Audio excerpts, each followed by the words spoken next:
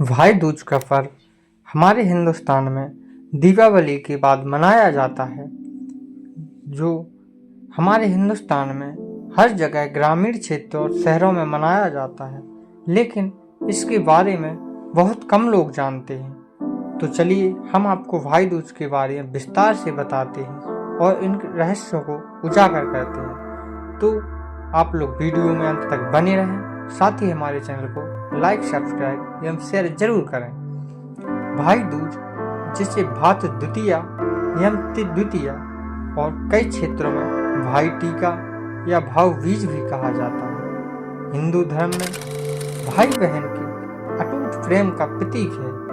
यह कार्तिक मास के शुक्ल पक्ष की द्वितीया तिथि को मनाया जाता है और दीपावली के 5 दिवसीय उत्सव का अंतिम दिन होता है।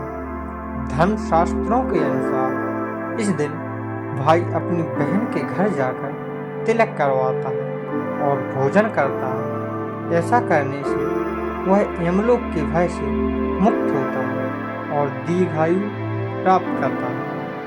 बहनें इस दिन व्रत और तिलक की परंपरा निभाकर सौभाग्य और समृद्धि प्राप्त करती हैं। तो इसी के बारे में यमराज और यमुना की कथा जो प्रचलित है बताने जा रहे हैं, जो धर्म ग्रंथों से प्रमाण सहित है।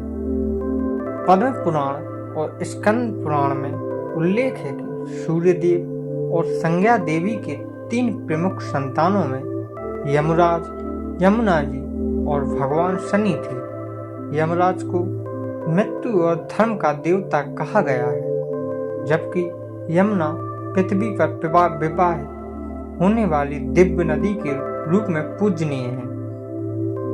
सूर्यपुत्र यम और यमुना की कथा।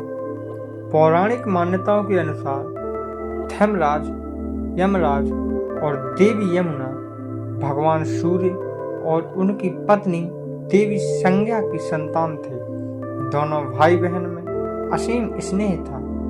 देवी यमुना को अपने भाई यमराज से बहुत लगाव था और वह बार बार अपने घर आकर भोजन करने का अनुरोध करती थी, परंतु यमराज अपने देव कर्तव्यों में इतने व्यस्त थे कि उन्हें अपनी बहन के घर जाने का अवसर ही नहीं मिल पाता था। वे सृष्टि के सभी प्राणियों के पाप कर्मों का लेखा जोखा रखने और उन्हें उनके कर्मानुसार फल देने के दायित्व से बंधे थे। हर बार जब यमुना उन्हें बुलाती तो यमराज किसी न किसी कारणवश उनके निवेदन को टाल देते। जब बहन के आंगन पधारे मृत्यु के देवता। एक बार कार्तिक मास के शुक्ल पक्ष की द्वितीया तिथि को यमुना ने फिर अपने भाई को निमंत्रण भेजा।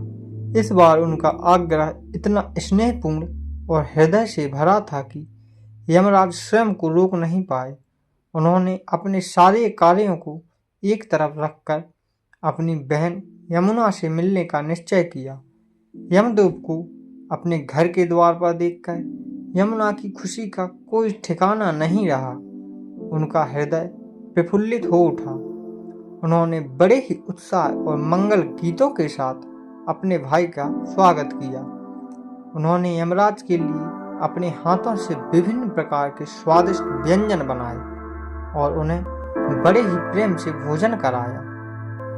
भोजन के पश्चात यमुना ने अपने भाई के मस्तक पर तिलक लगाया, उनकी आरती उतारी और उनके सुखी व दीर्घ जीवन के लिए प्रार्थना की। अपनी बहन का ऐसा निस्वार्थ प्रेम, आदर और सत्कार देखकर यमराज का हृदय द्रवित हो उठा।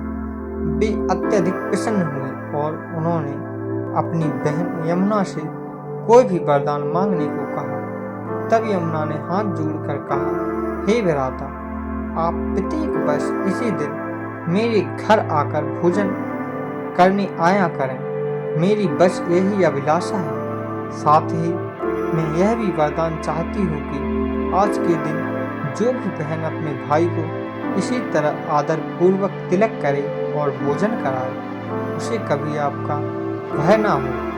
यमराज ने अपनी बहन के इस निस्वार्थ वरदान को सुनकर तथास्तु कहा उन्होंने वचन दिया कि इस दिन जो भी अब भाई अपनी बहन के घर जाकर उसके हाथों से तिलक लगवाएगा और भोजन ग्रहण करेगा, उसे अकाल मृत्यु का भय नहीं सताएगा और यमलोक की यातनाओं से उसकी रक्षा होगी। माना जाता है कि उसी दिन से भाई दूज या यम द्वितीया के इस पावन पर्व की शुरुआत हुई। यह कथा हमें सिखाती है कि स्नेह और प्रेम का बंधन इतना शक्तिशाली होता है कि वह मृत्यु के देवता को भी झुकने पर विवश कर सकता है। निष्कर्ष कहानी का, भाई दूज केवल एक परंपरा या अनुष्ठान नहीं है, यह भाई बहन के बीच उस गहरे रिश्ते का उत्सव है जो समय और दूरी से परे है। यह एक वचन है जो अपने भाई की सलामती के लिए बहनें लेती हैं और एक प्रतिज्ञा है जो भाई अपनी बहन की रक्षा के लिए करता है। यमराज और यमुना की इस कथा इस पर्व को और भी अधिक दिव्य और सार्थक बनाती है, जो हमें हर साल इस रिश्ते की पवित्रता और महत्व की याद दिलाती है। तो दोस्तों, आज की हमारी कहानी आप लोगों को कैसी लगी कमेंट बॉक्स में ज़रूर बताएं। साथ ही हमारे चैनल को लाइक, सब्सक्राइब और शेयर करना ना भूलें। तब तक के लिए धन्यवाद। मिलते हैं अपनी कहानी में।